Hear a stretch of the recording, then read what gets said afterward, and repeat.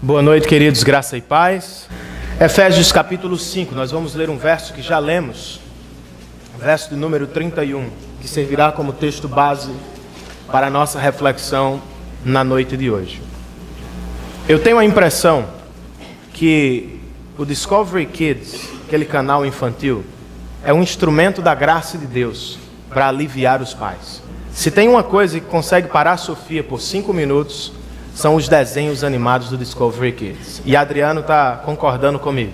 Quem tem filho pequeno sabe disso. Ô bênção grande é o canal Discovery Kids. É claro que você precisa estar junto, policiar, ver todos os desenhos, mas em geral são uma bênção. Não fazem muito sentido às vezes para os pais. Não sei se você já teve a oportunidade de sentar, Rodrigo, e assistir Peppa Pig. Já assistiu Peppa Pig?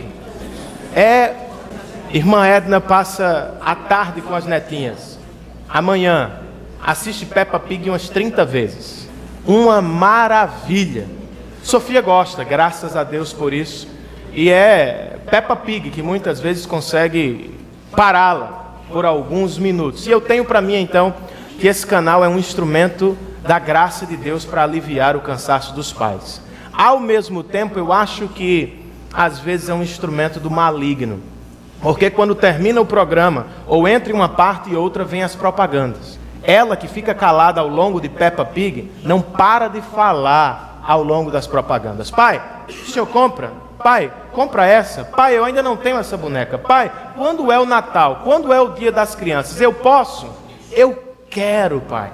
A mesma Sofia começa a pedir. E às vezes você termina comprando algum brinquedo, né? E pensa consigo mesmo, não, esse brinquedo vai saciá-la por quase um ano. E dura alguns dias. Muito bom esse brinquedo, mas surge um novo na semana seguinte, uma propaganda nova, um carrinho novo, uma boneca nova, e Sofia outra vez, Bia, e quero, e pedem, e assim nós vamos. Limitando, ensinando, informando, educando que os brinquedos não vão realizar. Mas às vezes nós temos esta sensação, olha, o brinquedo vai realizar, mas não realiza. Eles recebem os novos, o que é que fazem com os velhos?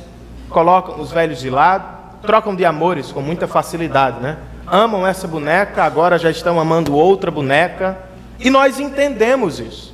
Entendemos, por exemplo, Bia, minha filha maior, nós celebramos o seu 9º aniversário. E até então ela tinha um Master System. Lembra do Master System? Era tudo que ela tinha. Ganhou um Xbox. Eu não posso exigir agora que ela fique jogando o Master System uma vez que ela tem um Xbox. É muita diferença. O brinquedo novo atrai mais, encanta mais, chama mais, convida mais. E nós entendemos, até certo ponto, a relação das crianças com seus brinquedos, novos e velhos. O que eu não entendo, irmãos, é como adultos agem da mesma forma em relação aos seus casamentos. Para falar a verdade, em relação a qualquer tipo de relacionamento. Sociólogos argumentam que o modelo de mercado, o modelo de consumo é tão dominante na sociedade contemporânea que todos os relacionamentos são caracterizados por ele. Nós valorizamos uma pessoa pelo que ela nos oferece. Nós entramos num relacionamento pensando no que podemos lucrar com ele. E quando os nossos investimentos se tornam alto demais e o que recebemos como oferta baixo demais, nós saímos para minimizar o prejuízo. É triste ver pessoas se relacionando dessa maneira. Mais triste ainda, ver casais que se relacionam por esta perspectiva ou com os óculos do mercado ou da filosofia do consumo. Será que, à luz das Escrituras, o casamento deve ser vivido assim? Será que é mesmo o mercado que deve guiar a manutenção do meu casamento, a permanência do meu casamento? Ou será que Deus pensa diferente? À luz das Escrituras, e é o que vamos estudar hoje, O casamento, em sua essência, é uma aliança. Uma aliança que sugere, promove um compromisso com o bem do outro. Apesar das circunstâncias externas e internas. E ao mesmo tempo, é uma aliança que visa o sucesso do relacionamento, em detrimento do interesse pessoal. Não é uma relação de consumo. Não é igual ao mercado. É um compromisso entre um homem e uma mulher. E isso feito diante de Deus. Eis a essência do casamento. Quais são as grandes bênçãos de olhar para o casamento como uma aliança e não como uma relação de consumo? É o que nós vamos estudar hoje, começando a partir do verso 31 da carta de Paulo aos Efésios, capítulo 5 da carta que Paulo escreveu aos Efésios. Vamos ler apenas o verso 31. Por essa razão, diz o texto sagrado, o homem deixará pai e mãe e se unirá à sua mulher. Em algumas versões antigas, o verbo é apegar-se-á e traduz o original, colar. Por isso, o homem deixará pai e mãe e apegar-se-á à sua mulher numa relação tão íntima, profunda, que os dois se tornarão uma só carne. Vamos orar, queridos. Senhor, nós te damos graças por esta noite de domingo, por tudo que nós já fizemos na tua presença. Recebe os nossos louvores, a nossa adoração, como cheiro agradável. Esteja feliz com o nosso culto. Manifesta-te entre nós, através de nós e para os nossos corações. Prepara-nos, ó Senhor, para ouvir a tua palavra. Ajuda-me como mensageiro da tua palavra. Facilita o meu falar, facilita a compreensão dos meus irmãos. E que o teu Espírito tenha total liberdade de tomar estas palavras e de fazê-las explodir em nossos corações, de modo que não sejamos mais os mesmos ao término deste momento de culto. Abençoa as nossas famílias, os nossos casamentos, para a glória do teu nome e para a alegria do nosso coração. Em nome de Jesus nós oramos. Amém e amém. Estamos na terceira mensagem desta série curta sobre casamento. Na primeira, nós tratamos do segredo do casamento e constatamos que o segredo do casamento não está na pessoa que se casa, nem na pessoa com quem se casa.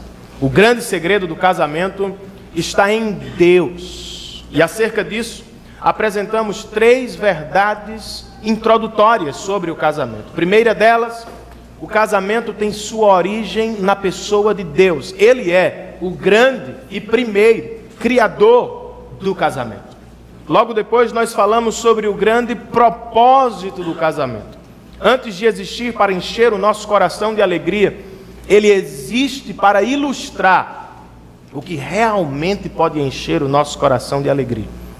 O relacionamento que Deus sonha, deseja viver com a sua igreja. O casamento de Deus com a igreja. E por fim, naquela mensagem, nós falamos sobre o modelo do casamento. O modelo do casamento não é a relação de consumo de mercado. O modelo de casamento é a aliança que Cristo fez conosco em seu próprio sangue. E no seu amor sacrificial. E terminamos a mensagem perguntando: quem pode viver isso? Quem pode amar o seu cônjuge como foi amado por Cristo? Quem pode dar a sua própria vida por amor ao seu cônjuge? Resposta, o professor Leonardo nos ofereceu na última semana. Ele disse que o casamento é um projeto tão de Deus, que só pode ser vivido com o auxílio, poder de Deus. Por quê? Porque somos pecadores caídos, muitas vezes egoístas. Fazemos da nossa vida ou do nosso coração o nosso Deus. Colocamos os nossos interesses adiante ou na frente dos interesses do cônjuge. Precisamos do poder de Deus. Como é que o poder de Deus abençoa o casamento? O professor Leonardo nos disse que de duas maneiras. Você primeiro vive o evangelho verticalmente. Este evangelho transforma o seu coração. E depois você o vive horizontalmente. O evangelho que você recebeu do alto, você reparte com o cônjuge.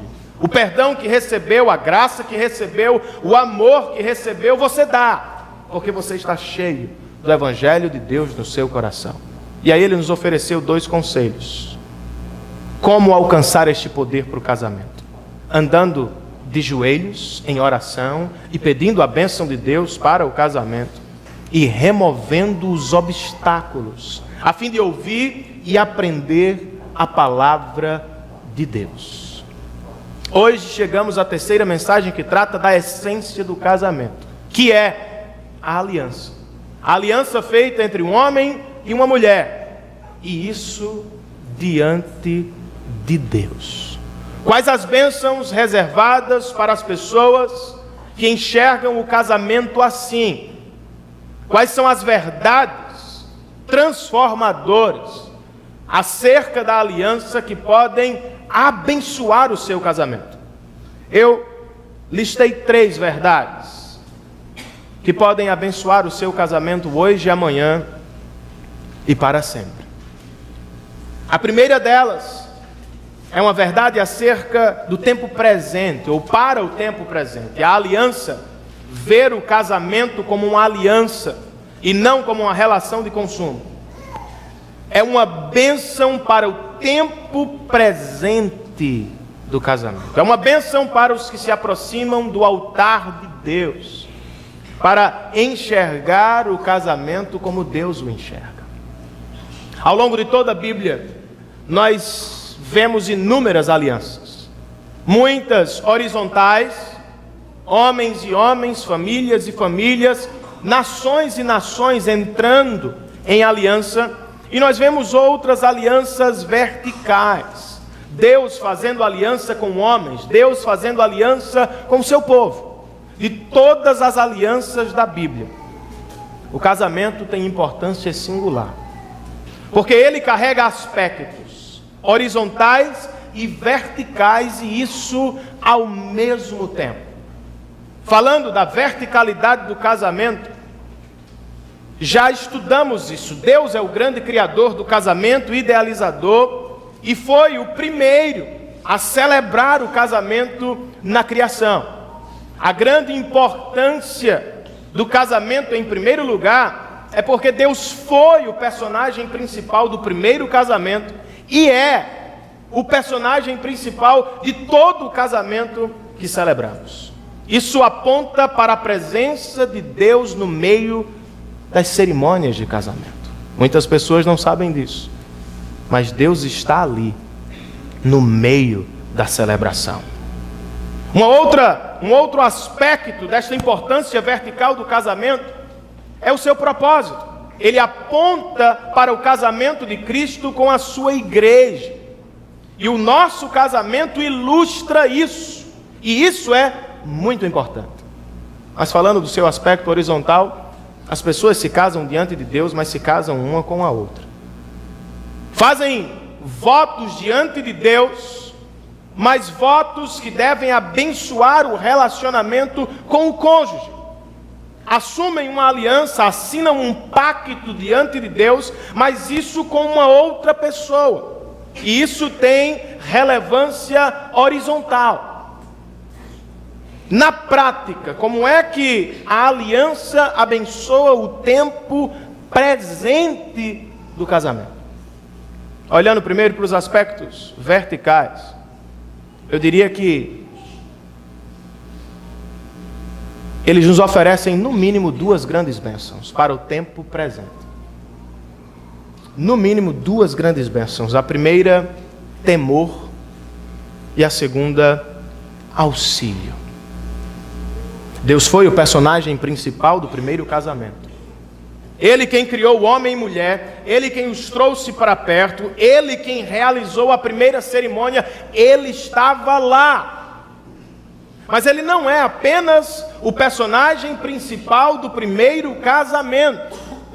Saiba você disso ou não, Ele é o personagem principal de toda a cerimônia.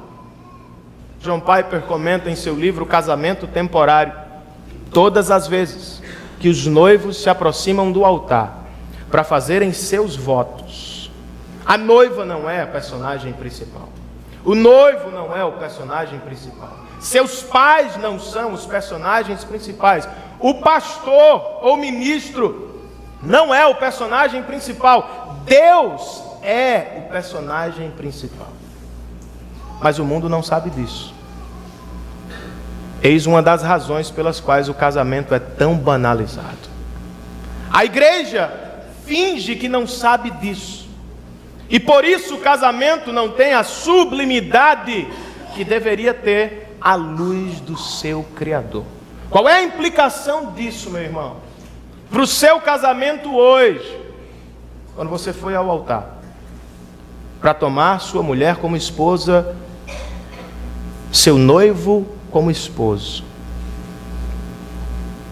Deus estava lá e Ele foi o personagem principal. Que a presença de Deus no nosso casamento gere em nossos corações temor. Deus está no nosso meio, tremam os nossos joelhos. Saber que Deus está no nosso meio no dia do casamento e ao longo do casamento deve gerar temor no nosso coração. E este temor deve me segurar quando desejo desobedecer. Tema desobedecer o Senhor. Tema se afastar da aliança que você fez. Tema viver o casamento como você quer.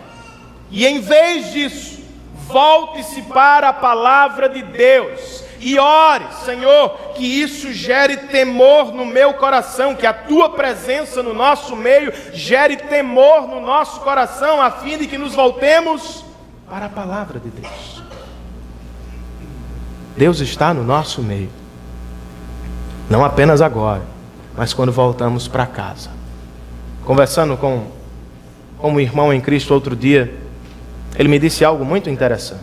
Renan, toda vez que eu começo uma discussão com a minha esposa, a primeira coisa que faço é: vamos parar e vamos orar, porque Deus está entre nós. Você já fez isso, meu irmão? Você já pensou nisso? Não banalize o seu casamento. Não pense que a sua relação é sua relação. Não pense que você é o dono do seu casamento. Não pense que você é o chefe do seu casamento. Deus está no nosso meio.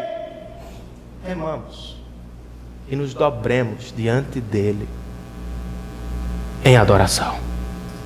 Outra grande bênção desta verticalidade ou deste aspecto vertical do casamento, fator presença de Deus, ele não está presente apenas para gerar temor e com isso nos abençoar. Ele está presente para nos ajudar. Deus não nos chama sem nos capacitar. Eu sei que muitas vezes não sabemos o que fazer. Dobre os seus joelhos, ore ao Senhor. Ele não esteve presente apenas no dia da cerimônia. Ele está presente com você todos os dias do seu casamento. Amém, queridos? Como os aspectos horizontais da aliança podem abençoar o nosso presente? Duas coisas, ou duas bênçãos: amor e aceitação. Ir para o altar, diante de Deus e das testemunhas, é, por si só, um ato profundo de amor.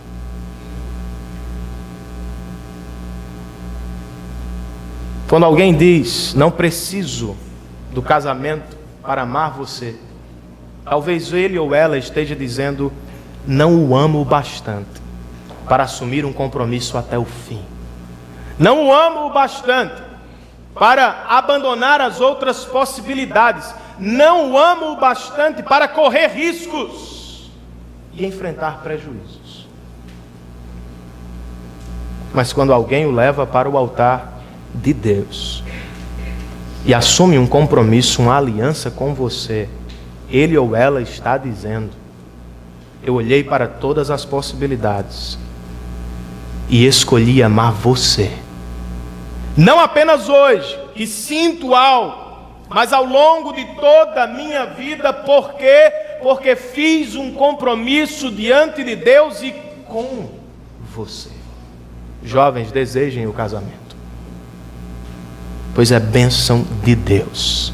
E se alguém o ama de verdade, vai levá-lo ao altar para firmar um compromisso que durará para a vida toda. Amém, queridos? Ao mesmo tempo, este aspecto horizontal nos abençoa com a aceitação. Levar alguém para o altar é dizer a Deus e a todos, eu aceito você, independente do passado, independente dos pecados, eu escolhi você e isso valoriza o cônjuge. Mais do que isso, isso oferece segurança ao cônjuge. Porque de fato nós não conhecemos o cônjuge como devemos conhecer, nem no primeiro dia de casamento, nem no último dia do casamento. Mas nós não vamos permanecer nele, porque conhecemos de mais ou de menos. Mas nós damos a segurança ao outro, porque fizemos um compromisso diante de Deus, para a glória do seu nome e a alegria do nosso coração. E sabe o que isso promove? Liberdade entre os cônjuges, conhecimento verdadeiro, vida sem máscaras. Até o casamento, muitas vezes, os noivos, namorados, eles fingem que são sempre os melhores. Vivem sempre naquela ideia de preciso manter a química, preciso manter o fogo, não posso deixar de ser divertido, não posso pisar na bola, eu preciso me apresentar como tal. Quando vamos ao casamento, firmamos um compromisso, dizemos ao outro, fique tranquilo, eu não vou deixar de amar você por descobrir isso ou aquilo, por saber que você não é sempre o que eu acho que você deveria ser. Eu fiz um compromisso com Deus e com você, e ficarei com você até o fim. Posso ouvir um amém, queridos? Amém. Mas o casamento ou a aliança não é apenas uma bênção para o presente, é uma bênção também para o futuro. Como é que a aliança diante de Deus e um com o outro abençoa o nosso futuro? O nosso casamento é uma ilustração do casamento que Deus quer viver com o homem. E quando olhamos para o casamento de Cristo com a sua igreja, nós percebemos inúmeras promessas. E nós todos gostamos delas. Não gostamos? Por exemplo, antes de voltar ao Pai, Jesus disse, olha, fiquem tranquilos, vocês nunca estarão sozinhos. Eu sempre estarei com vocês até a consumação dos séculos. Gostamos dessa promessa ou não? Jesus também nos disse, vocês não ficarão órfãos, eu voltarei para o Pai, mas eis que eu enviarei o Consolador, Ele cuidará de vocês. Antes, ou no dia que voltou aos céus, os discípulos ficaram um tanto tristes, mas anjos surgiram em Atos 1 e disseram aos discípulos, não fiquem tristes. Esse mesmo Jesus que subiu, voltará um dia para buscar a sua igreja.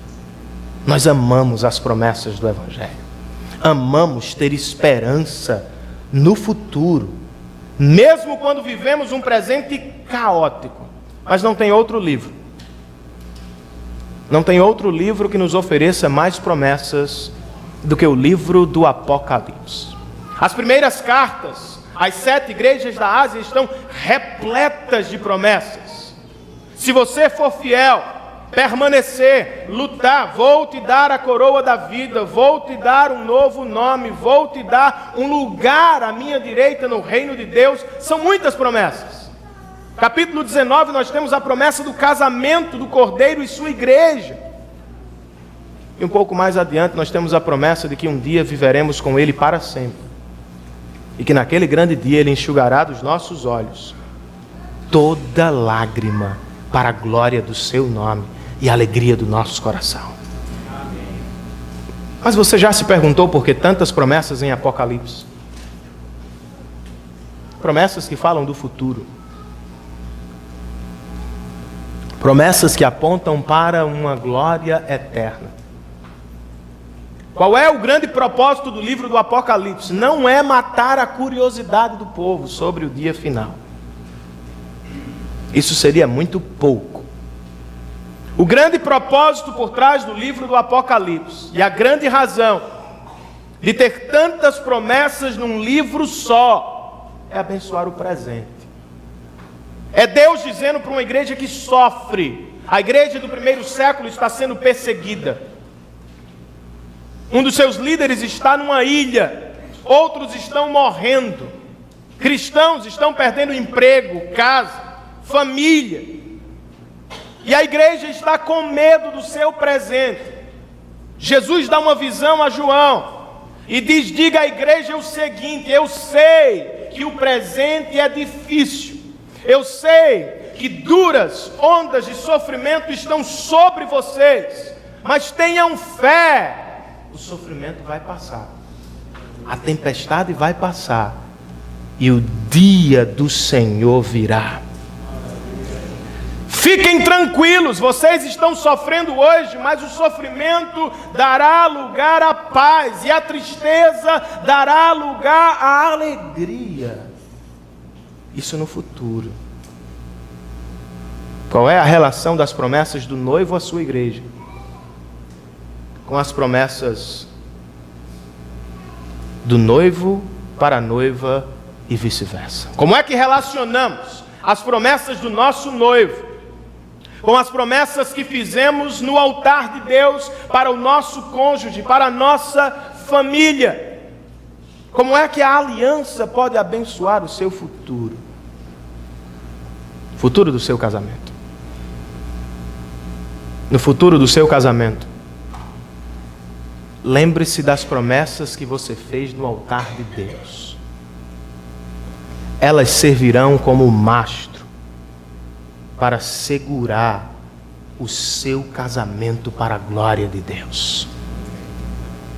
Não sei se você já percebeu isso, mas nos casamentos de tradição cristã, os noivos falam seus votos olhando para o celebrante. Fazem isso porque naquele momento o celebrante e o ministro é representação de Deus para as suas vidas. Mas logo depois eles olham um para o outro, enquanto fazem essas promessas. O que é que eles prometem? Vocês ainda se lembram? Amor, fidelidade, cuidado. O que mais? Isso apenas naquele dia? Apenas nos dias bons? Apenas nas horas de alegria?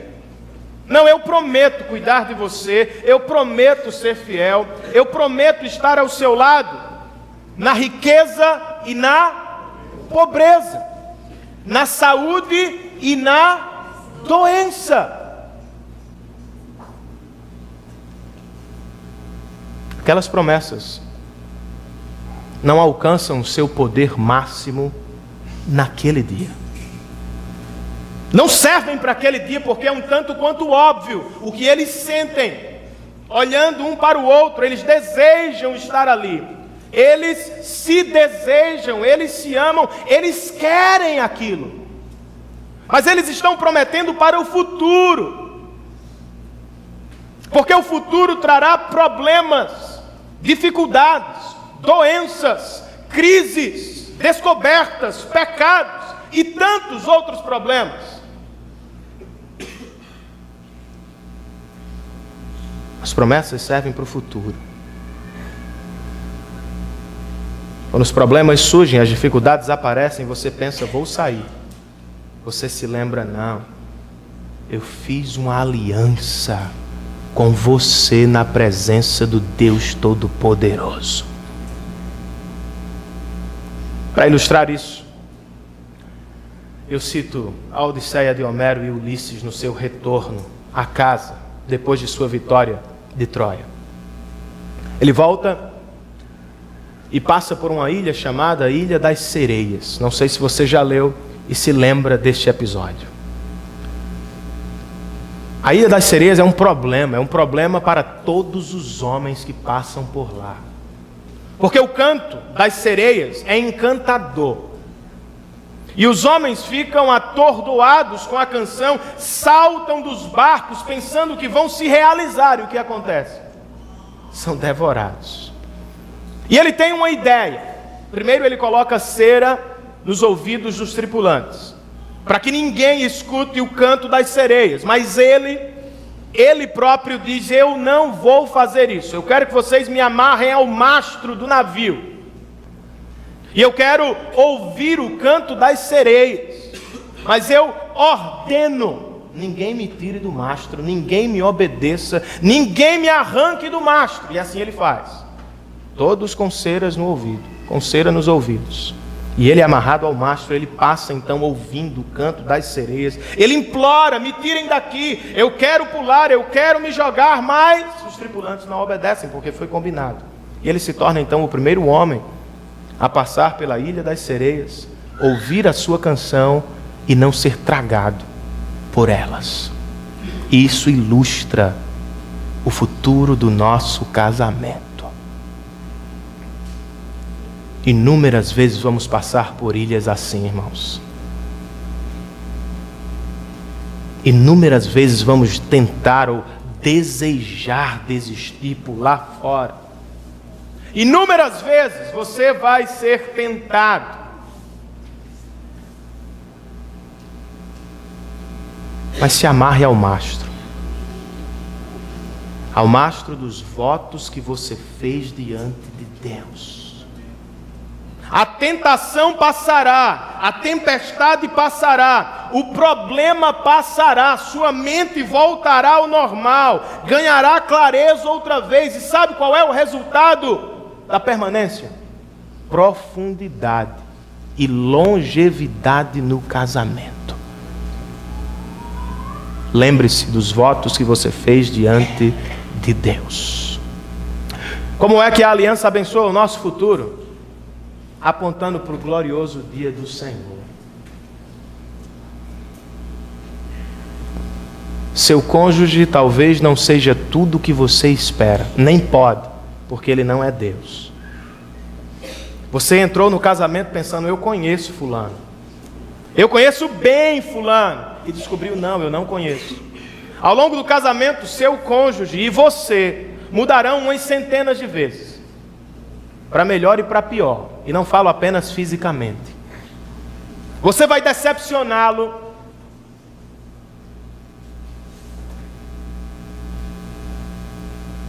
você vai fracassar, você vai errar,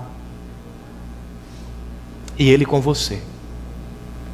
E você olha para o presente e diz, ele não é tudo o que eu imaginei que fosse, ela não é tudo o que eu sonhei que fosse. Eu sei. Mas se vocês são cristãos, vocês olham para o presente e enxergam os pecados com misericórdia e amor, e olham para o futuro glorioso e dizem, ele não é tudo o que eu preciso, mas um dia será para a glória de Deus Pai. É assim que Deus trata você, meu irmão. É assim que nós nos relacionamos com Deus. Ele olha para Renan e diz, em seus pecados, em meus pecados, Renan não é tudo o que eu gostaria que ele fosse agora. E com certeza ele se entristece, pois a Bíblia diz que nós entristecemos o Espírito. Mas Deus não é limitado ao presente. Sua visão não é micro, imediata apenas. Ele vê a obra consumada. E quando ele olha para aquele grande dia, ele diz: eu me alegro em Renan. Ele vai cair, levantar, acertar e errar, mas chegará um dia que ele terá a estatura perfeita do meu filho. É assim que Deus olha para você, meu irmão. É assim que Deus lida com você. E é assim que você deve lidar com o seu cônjuge. Ele não é tudo o que você espera. Você também não é tudo o que ele espera. Mas se vocês são dois cristãos, vocês vão olhar um para o outro com misericórdia, mas com esperança. Um dia ele será tudo o que Deus quer. Um dia eu serei tudo o que Deus quer. Amém, queridos? Amém. Mas se você não esperou, e se você, na época, não tinha o conhecimento da palavra de Deus, ou mesmo tendo, encontrou na separação o caminho mais fácil para a paz. 3 palavras rápidas, eu já falei sobre isso na primeira mensagem. Deus odeia a quebra da aliança. Que isso não seja surpresa para vocês. Mas Ele ama os pecadores que se aproximam de Cristo em arrependimento. Ele odeia o divórcio, porque o divórcio retrata de maneira errada a aliança que Ele tem conosco. Mas Ele ama o pecador que se aproxima da cruz em arrependimento. Outra coisa, meu irmão, Deus entende o divórcio. Você sabia que Deus já se divorciou? Leia depois na sua Bíblia, Jeremias capítulo 3. Os primeiros capítulos de Jeremias. O povo é tão terrível, tão difícil, tão duro, que diz a palavra de Deus que Ele mesmo deu ao povo de Israel uma carta de divórcio por não suportar os inúmeros adultérios.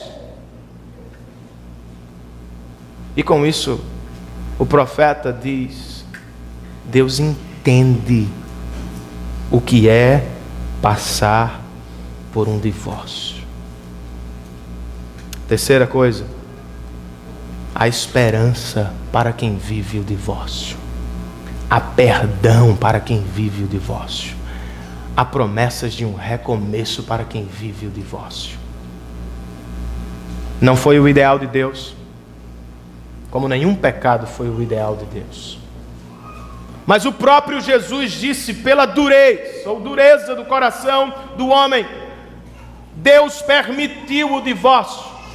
Em pelo menos 2 casos nós temos nas Escrituras: Jesus falando de adultério, Paulo falando de abandono. O que quero com isso, irmãos? Se você já passou por um divórcio, saiba que você é amado por Deus, você é perdoado por Deus, mas faça do seu casamento atual um casamento que glorifica a Deus e que é pautado na palavra do Senhor. Amém, queridos? Amém. Por fim, uma terceira e última verdade acerca da aliança, a essência do casamento.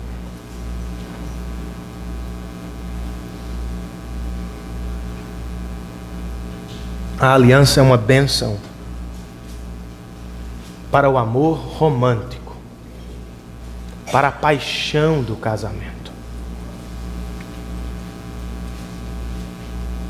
E isso parece uma contradição para a sociedade contemporânea, porque ela nos diz que o casamento é insustentável hoje, porque a paixão só dura alguns anos. Se não há paixão, não há casamento. As Escrituras vão dizer o contrário e vão nos dar ferramentas para sustentar a paixão. Capítulo 5 de Efésios, capítulo que iniciamos na noite de hoje, verso 28, Paulo diz assim: da mesma forma, os maridos devem amar suas esposas como a seu próprio corpo. É claro que ele está fazendo uma comparação. Se nos tornamos um, precisamos amar o nosso cônjuge, pois é parte de nós. Mas eu não quero olhar para isso em primeiro lugar. Eu quero que você perceba a ordem que Paulo nos dá aqui. Paulo não nos diz aqui: amem suas esposas quando desejarem fazer. Paulo não nos diz aqui: façam quando sentirem vontade. Paulo não diz: sintam amor e façam algo por elas. Ele não diz aqui: sejam guiados pelo que vocês sentem. Porque nós não podemos controlar o que sentimos. Muitas vezes os sentimentos são gerados por coisas externas sobre nós, sobre as quais não temos controle. Mas nós podemos controlar ações, comportamento. E é sobre isso que Paulo fala. Os maridos devem amar suas esposas. Não pode controlar o sentimento, pode controlar a sua ação. Não é quando você quer, não é apenas quando as coisas estão bem, não é quando dá vontade, quando você sente prazer nisso. Paulo diz: vocês devem. É uma ordem, é um mandamento, é uma ordenança.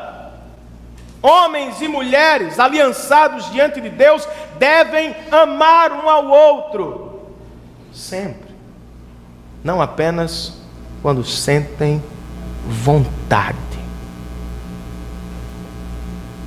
Porque segundo a Bíblia, e aqui eu estou citando Timothy Keller outra vez, a promessa do casamento, a paixão do casamento pode levá-lo ao altar. Mas é o casamento, ao longo dos anos, que sustenta a paixão dentro do relacionamento, e não o contrário. Como é que você recobra a paixão do seu casamento? Como é que a aliança feita diante de Deus pode abençoar o seu amor romântico, a paixão do casamento? 3 conselhos. Primeiro deles: não seja um cônjuge esteta. Filósofo dinamarquês, cristão, Søren Kierkegaard, ele disse que há 3 perspectivas de vida: estética, ética e religiosa. Todos nascem com a estética, mas as 2 últimas são recebidas ou não ao longo da vida. Quem é o esteta? É alguém que gosta do interessante, do belo, do bonito. É alguém que é guiado pelo que sente, pelo que vê, pelo que gosta. E todos nós temos isso, dado por Deus. Nós gostamos do belo, nós gostamos da arte, nós gostamos do lindo. Precisamos disso, mas não podemos fazer disso tudo na vida. Por que não? Porque as coisas mudam, deixam de encantar, deixam de fascinar, deixam de ser belas. O esteta olha para o seu casamento e diz: ela não é mais como era. O seu corpo já não me atrai mais. A sua conversa já não é mais tão agradável. O que é que ele faz? Ele vai em busca de um novo relacionamento. Porque na verdade, ele não ama o cônjuge, ele ama o que vê no cônjuge, ele ama o que recebe do cônjuge, ele ama a sensação de prazer que o outro lhe oferece. Não seja alguém assim. Passe da estética para a religião de Deus, para a ética do Senhor. Pare de ver o casamento como algo que pode lhe oferecer satisfação, e veja o casamento como algo santo, religioso, instituído por Deus e ético, que deve abençoar o outro e não apenas você. As coisas vão mudar, os problemas vão surgir, a aparência vai mudar, a convivência vai mudar. O que é que eu faço? Eu não vou embora. Eu permaneço para conhecer o lado mais belo do meu cônjuge. Eu não posso ser egoísta. Eu só quero isso. Não! Preciso louvar a Deus, irmãos, pelo que Deus já me deu na minha esposa, e não ficar desejando o que Ele não me deu. Permanecer é se aprofundar, é conhecer a pessoa como Deus a fez, de maneira especial. Não seja um cônjuge esteta. Não seja, em segundo lugar, a fim de recobrar a paixão, não seja um cônjuge de sentimentos apenas. Seja alguém de ações que geram sentimentos. Paulo nos diz aqui, é um dever amar.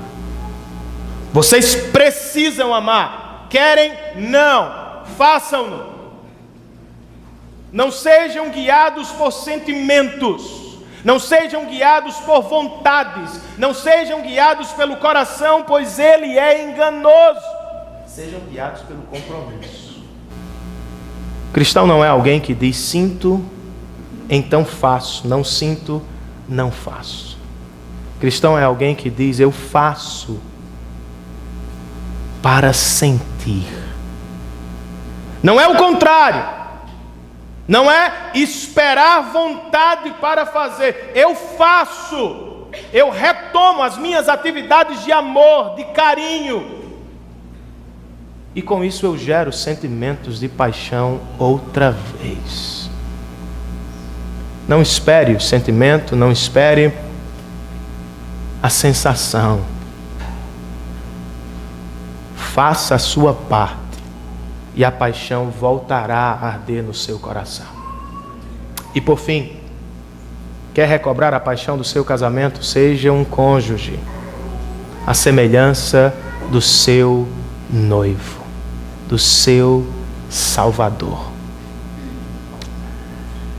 C.S. Lewis, em seu livro Cristianismo Puro e Simples, falando sobre o casamento, lá pelo livro 3, ele fala que nós devemos ouvir as palavras de Jesus, quando este disse que a verdadeira vida só é experimentada se morrer. No casamento também. Ele explica a fala de Jesus. É claro que Jesus falava sobre si. Eu preciso morrer para gerar vida. Mas ele aplica a fala de Jesus ao casamento dizendo o seguinte: é impossível manter a paixão queimando o tempo todo. É impossível segurar nas mãos os sentimentos e ordená-los para que sejam o que queremos que eles sejam o tempo todo. O melhor a fazer é permitir a morte. Deixe o sentimento, deixe a paixão morrer. E entre no próximo estágio da paixão: simplicidade, amizade e conhecimento. E você terá ao longo da vida inúmeras surpresas. A paixão voltará 1, 2, 3, dezenas de vezes. Quando Cristo resolveu salvar você, Ele o fez por alegria, embora momentaneamente Ele não estivesse sentindo isso. O autor aos Hebreus pergunta no capítulo 12 por que Ele morreu. Por uma alegria que lhe fora proposta. Que alegria! Voltar à presença do Pai, não mais sozinho, mas cercado de muitos irmãos. Mas antes de nos proporcionar esta alegria, e antes de viver esta alegria, Ele morreu. Qual é a implicação, meu irmão? Morra e mate a noção infantil e equivocada de que o casamento só é possível com paixão ardente. Mate esta ideia equivocada e morra para o que você deseja momentaneamente. E o que você vai descobrir? Que a permanência, a fidelidade, atos de amor vão fazer nascer a paixão inúmeras vezes ao longo do seu casamento. Posso ouvir um amém? Amém. Eu sei que é compreensível ver a relação das crianças com seus brinquedos, novos e velhos. Mas ninguém diria que é sensato viver a mesma relação no casamento. Na antiguidade, havia algo chamado de preço da noiva. O noivo ia ao pai da noiva e pagava um preço, dependendo. Beleza, herança da noiva, o que ela oferecia. E aí nós olhamos para isso e dizemos, isso é arcaico. Isso não pode acontecer. Mas fazemos o mesmo. Agora pior, porque não são apenas os homens, as mulheres também. Homens e mulheres avaliam o que podem receber antes de tomar uma decisão. Fulano está no mercado. Fulana está no mercado. O que é que eles têm para oferecer? Avaliamos o pacote, avaliamos o que vamos receber, avaliamos o que vamos investir. Entramos no casamento como se ele fosse uma relação de consumo qualquer. Os problemas vêm, as tempestades surgem, as dificuldades, os defeitos e os pecados dos cônjuges aparecem. E nós avaliamos outra vez. Será que vale a pena ficar? Ele não era assim, ela não era assim. Será que não é melhor pular fora, minimizar o prejuízo? Milhares de vozes vão dizer que sim. No seu trabalho, na sua escola, vão apoiar e aplaudir isso. Mas será que o casamento pode ser vivido à base ou à luz de uma relação de consumo? Foi assim que Deus tratou você. Ele tem algo para me oferecer, então eu o quero.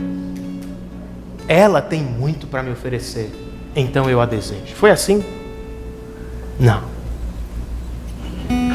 Ele fez uma aliança conosco e permaneceu ao nosso lado, mesmo diante de todos os nossos pecados. 2 conselhos finais, 2 apelos finais. Ofereça o evangelho que você recebeu.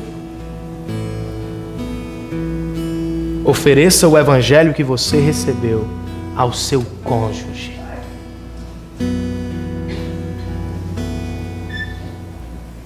Na cruz do Calvário, Cristo não tomou todos os seus pecados e defeitos e os esfregou na sua cara dizendo, é isso que você é. Não foi isso que ele fez.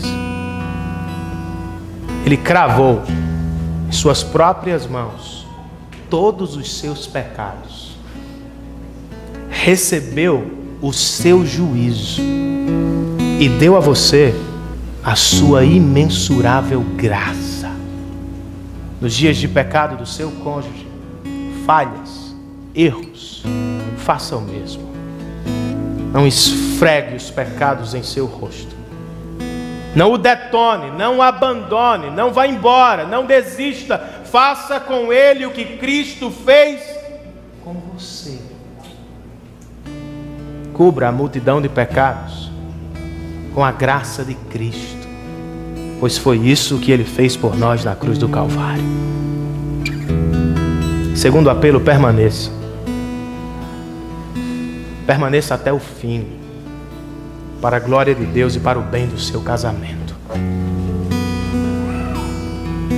Você me diz, Renan, é mecânico demais isso.